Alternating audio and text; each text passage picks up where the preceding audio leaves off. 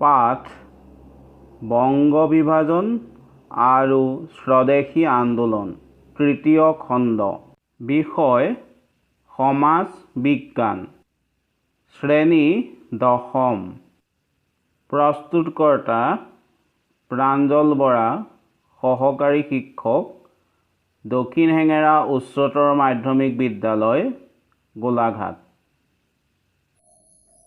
মৰমৰ ছাত্ৰ ছাত্ৰীসকল, আজি আমি আলোচনা কৰিম স্বদেশী আন্দোলনৰ ফলাফল সম্পৰ্কে। স্বদেশী আন্দোলনৰ বংগদেশৰ সাহিত্যত ইতিবাচক প্ৰভাৱ পৰিছিল। স্বদেশী আন্দোলনৰ সময়ত জাতীয়তাবাদী লেখা সমৃদ্ধ বিভিন্ন বাতৰি কাকত আৰু আলোচনী প্ৰকাশ পাইছিল। উদাহৰণ হ'ল বেংগলী সম্পাদক সুৰেন্দ্ৰনাথ বন্দ্যোপাধ্যায়,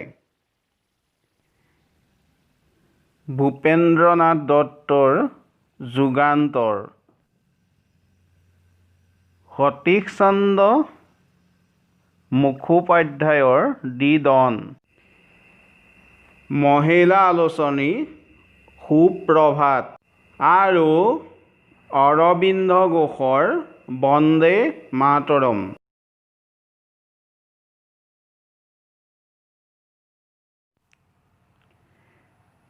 স্বদেশী আন্দোলনৰ সময়ত ৰচিত নাটক হৈছে ক্ষীৰোদপ্ৰসাদৰ পলাশীৰ প্ৰায়শ্চিত্ত, গিৰীশ ঘোষৰ চিৰাজউদ্দৌলা আৰু মীৰ কাছিম,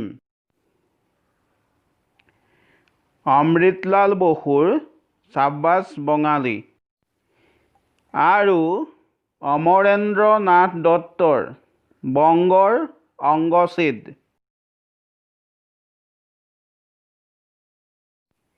স্বদেশী আন্দোলনৰ পটভূমিত ৰচিত গ্ৰন্থসমূহ হ'ল জাপানী বীৰ, লেখক স্বৰ্ণকুমাৰী দেৱী, জয় সংগীত, লেখক প্ৰমথনাথ ৰায়চৌধুৰী, নব্য ভাৰত, লেখক কাৰ্তিকচন্দ্ৰ দাসগুপ্ত, বংগলক্ষীৰ ব্ৰতকথা, লেখক ৰামেন্দ্ৰ সুন্দৰ ত্ৰিবেদী।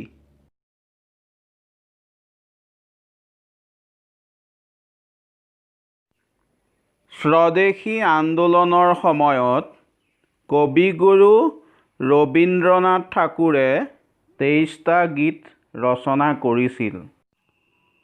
তেওঁৰ এটা জনপ্ৰিয় প্ৰবন্ধ হৈছে ভাই ভাই এক ঠাই আৰু বংগীয় কলা সংসদো কবিগুৰুজনাই প্ৰতিষ্ঠা কৰিছিল। অৱনীন্দ্ৰনাথ ঠাকুৰে বংগমাতা ছবিখন অংকন কৰিছিল। স্বদেশী আন্দোলনে বংগদেশত জাতীয় শিক্ষাৰ উন্নতিত সহায় কৰিছিল। সেই সময়ৰ ছাত্ৰসকলে ইংৰাজসকলৰ অধীনৰ শিক্ষানুষ্ঠান ত্যাগ কৰি আন্দোলনত জঁপিয়াই পৰিছিল আৰু ছাত্ৰসকলক আন্দোলনত যোগদান কৰাৰ পৰা বিৰত কৰিবলৈ কাৰ্লাইল চাৰ্কুলাৰ জাৰি কৰা হৈছিল 1905 চনৰ 10 অক্টোবৰ তাৰিখে। কিন্তু ছাত্ৰসকলে ইয়াৰ প্ৰতিবাদত এণ্টি চাৰ্কুলাৰ ছ'চাইটি গঠন কৰিছিল। 1905 চনৰ 6 আগষ্ট তাৰিখে কবিগুৰু ৰবীন্দ্ৰনাথ ঠাকুৰৰ নেতৃত্বত বংগ জাতীয় বিদ্যালয় প্ৰতিষ্ঠা কৰা হৈছিল।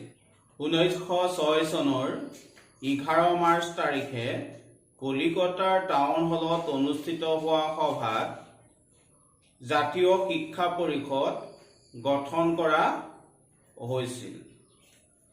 বিখ্যাত বেৰিষ্টাৰ তাৰকনাথ পালিতৰ অৰ্থ সাহায্যত বেংগল টেকনিকেল ইনষ্টিটিউট প্ৰতিষ্ঠা কৰা হয়, যিখন ইনষ্টিটিউট পাছলৈ যাদৱপুৰ বিশ্ববিদ্যালয়ত পৰিণত হয়। উল্লেখযোগ্য যে স্বদেশী আন্দোলনত পুৰুষসকলৰ সৈতে সমানে সমানে মহিলাসকলেও অংশগ্ৰহণ কৰিছিল। মহিলাসকলৰ ভিতৰত কেইগৰাকীমান উল্লেখযোগ্য নেত্ৰী হৈছে সৰলা দেৱী চৌধুৰীণী আৰু ভগিনী নিবেদিতা। স্বদেশী আন্দোলনৰ ফলত বংগদেশত দেশীয় শিল্প উদ্যোগ প্ৰতিষ্ঠা হৈছিল। সেই সময়ত প্ৰতিষ্ঠা হৈছিল তাঁতশাল উদ্যোগ, সৰিয়হৰ তেল, চাবোন, চেনি, জুইশলা, বিস্কুট আদিৰ কাৰখানা।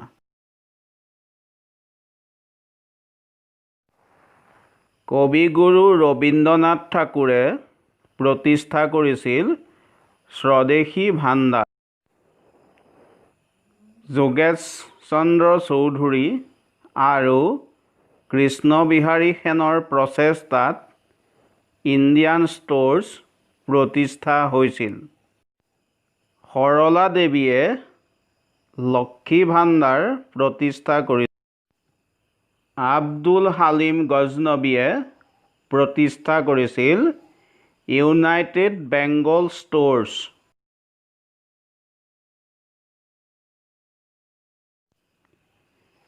নীলৰতন চৰকাৰৰ উদ্যোগত বংগলক্ষী কটন মিল প্ৰতিষ্ঠা হৈছিল।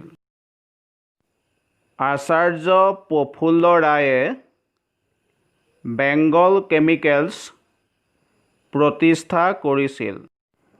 উল্লেখযোগ্য যে বংগদেশৰ ৰাজনৈতিক আন্দোলনে ভাৰতবৰ্ষৰ বিভিন্ন ঠাইত আধুনিক শিল্প উদ্যোগৰ বুনিয়াদ গঢ়ি তুলিছিল।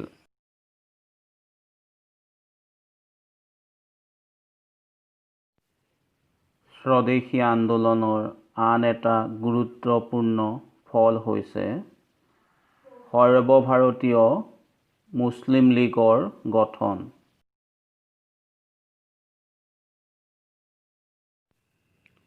ঢাকাৰ নৱাব ছলিমুল্লাৰ দৰবাৰত 1906 চনৰ 30 ডিচেম্বৰত আয়োজিত সভাত সৰ্বভাৰতীয় মুছলিম লীগ নামৰ অনুষ্ঠানটো গঠন হয়।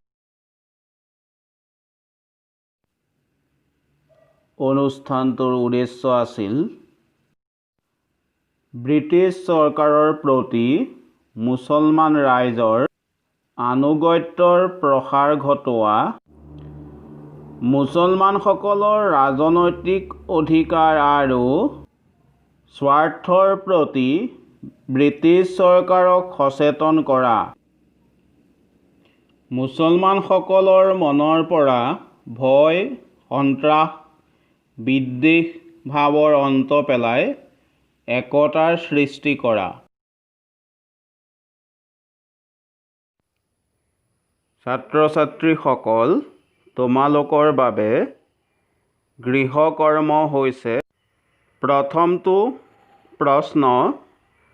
স্বদেশী আন্দোলনৰ সময়ত যুগান্তৰ কাকতৰ সম্পাদক কোন আছিল? 2 নম্বৰ প্ৰশ্নটো হৈছে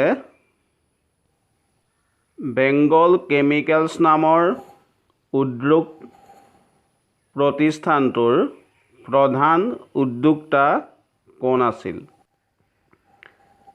3 নম্বৰ প্ৰশ্নটো হৈছে স্বদেশী আন্দোলনে জাতীয় শিক্ষালৈ আগবঢ়োৱা বৰঙনিৰ বিষয়ে আলোচনা কৰা।